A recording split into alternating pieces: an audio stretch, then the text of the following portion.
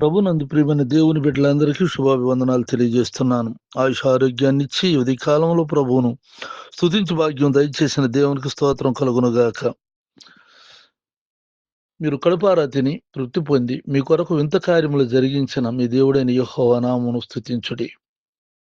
యోబేలు 2:25లో రాయబడిన ప్రకారంగా మిమ్మల్ని తృప్తిపరిచి ప్రభువు మీ జీవితంలో ఇంతకు ముందు జరగని కార్యాలు ఏవైనా ఉంటే జరిగించి మీకు నెమ్మదిని శాంతిని దయచేయునుగాక.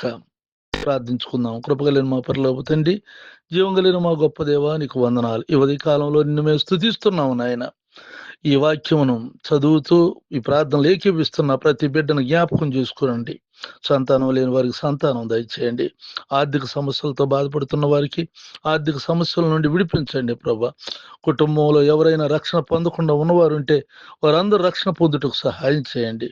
నెమ్మది శాంతి దయచేయమని, అలాగే నా తండ్రి నాయన వారి చదువుల్లో కానీ ఉద్యోగాల్లో కానీ వ్యాపారాల్లో కానీ నువ్వు తోడుగా ఉండి ఈ దినమంతా నీ బిడ్డల్ని నీ రెక్కల నీళ్ళ భద్రపరచమని, ఇంట్లో నుండి బయటకు వెళ్తుండగా బయట నుండి ఇంటికి వస్తుండగా నీ కాపుదల భద్రతలో నడిపించమని, అలాగే నా తోటి సేవకులైనటువంటి వారు ఆయా స్థలాల్లో పరిచర్య చేస్తూ ఉండగా అటు వారందరిని కూడా నీ చేతులు ఎత్తి పట్టుకుని వాడుకోమని యేసునామములో ప్రార్థిస్తున్నాను తండ్రి.